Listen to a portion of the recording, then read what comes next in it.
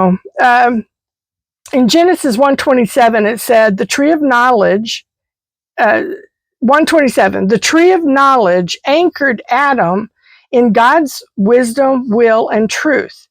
This is where Adam had rest. That tree was to keep Adam and Eve rooted in God and in his truth and in his wisdom.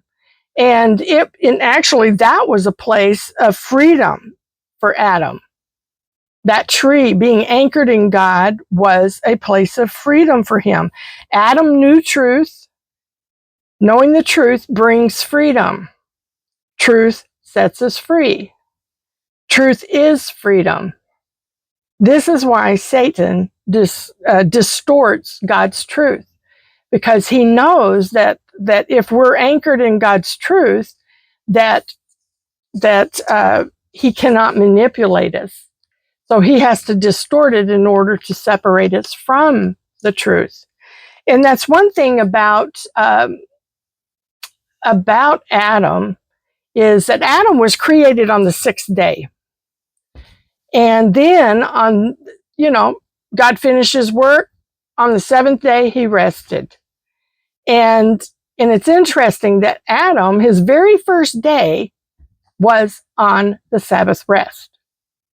So man was made and began their life in rest because God did the work, he completed it.